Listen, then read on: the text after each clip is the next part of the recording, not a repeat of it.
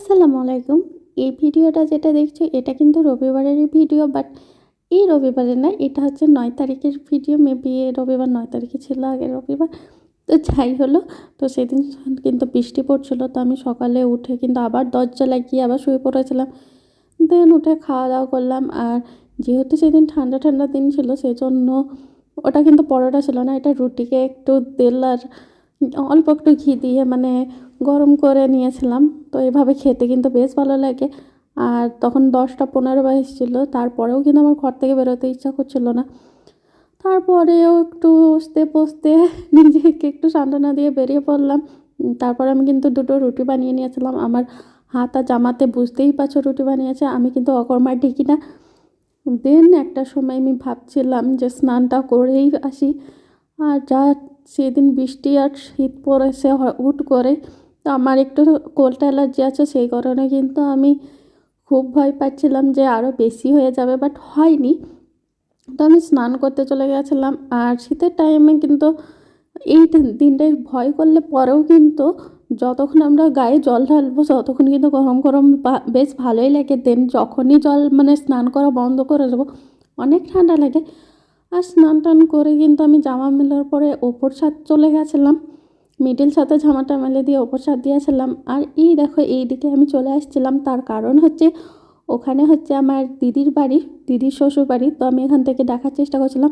আগে কিন্তু এতগুলো গাছ ছিল না, তো আগে বেশ ভালোই বোঝা যায় মানে যেত কে দাঁড়িয়ে আছে না আছে, বাট এখন সেইভাবে বোঝা যায় না অনেক গাছ হয়ে যাওয়ার কারণে। তো আমি জুম করেও দেখার চেষ্টা করছিলাম। ও মজার বিষয় হচ্ছে আমি জুম করেই বুঝতে পারছিলাম না যে কোন বাড়িটা।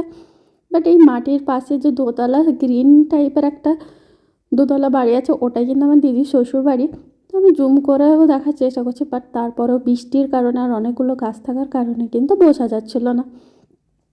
দেন আমি আবার কিন্তু এই দিকে ঘুরিয়ে নিচ্ছিলাম, কারণ ওর পাশে এই যে আর একটাই দেখো গ্রিন বাড়ি দেখছো, ওটা যদি না দেখতো ওর পাশে কিন্তু দোতলা একটা বাড়ি আছে, ওটা কিন্তু আমার আর একটা দিদির বাড়ি। আর এই যে বাড়িটা দেখছো এর পাশে কিন্তু আমার পিসিদের বাড়ি, মানে পুরোটাই আমরা দখল করে নিয়েছি বলতে পারো এলাকা। আর এই যে সিঁড়িটা দেখছো, এখান থেকে কিন্তু আমি পড়ে গেছিলাম, তো একটু ভিডিওটা বানিয়ে নিলাম। ভাবলাম তোমাদেরকেও শেয়ার করি। স্নান করবো না করেও দেখো আমি কিন্তু স্নান কতক্ষণ ধরে করেছি। যদিও একটু সাথে যে টাইমই করেছিলাম স্নান করেছিলাম, আসলে স্নান করতে বেশ মজাই লাগছিলো গরম গরম জল দিয়ে। বাট স্নান করার পরে কিন্তু অনেক বেশি ঠান্ডা লাগছিলো। দেন নামাজ টামাজ পরে কিন্তু আমি খাওয়ার জন্য দেখো আমি রুটিই খাচ্ছিলাম। আর ওটা কিন্তু টক শাক ছিল। টক শাক খেতে আমার অনেক ভালো লাগে, তো আমি রুটির সঙ্গেও খাই।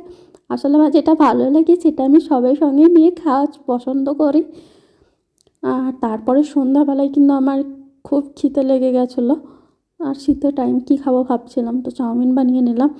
আর কিছুদিন ধরে আমার শরীর খারাপ, আসলে বদনজর বা অনেক কিছু ছিলামে আছে যেইগুলোর জন্য কিন্তু আমার অনেক বেশি খিদে লাগছে। যদিও আমি খুব একটা খাওয়া দাওয়া পছন্দ করি না, আমি তো এখন আমার আপুর কাছে বাচ্চাদের মতো বকা খাই খাওয়া দাওয়ার জন্য। আসলে তারপরেও খিদে লেগে গেছে, ওটা না হলে তোমাদেরকে পরে শেয়ার করব কিছু ঘটনা।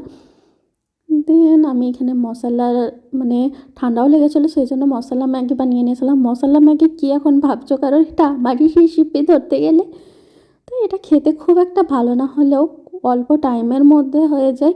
আর ঠান্ডা লাগলে এইভাবেই খাই বেশিরভাগ টাইমে। ভিডিওটা কিন্তু অনেক বড় হয়ে গেছে, আমি কী ভয়েস দেবো আমি বুঝতে পারছিলাম না।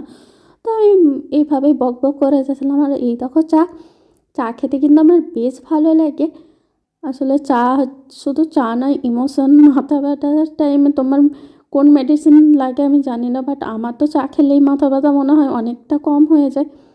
আসলে নেশা। তারপরে রাতে কী খাবো ভাবছিলাম, খিদে যেহেতু সেইভাবে ছিল না, তারপরেও একটা রুটি আর সবজি নিয়ে নিয়েছিলাম। বাট আমার দাদা এনেছিল রোল, তো অর্ধেক রুটি রেখে আর অর্ধেক সবজি রেখে আমি কিন্তু রোলও অর্ধেক নিয়ে নিয়েছিলাম।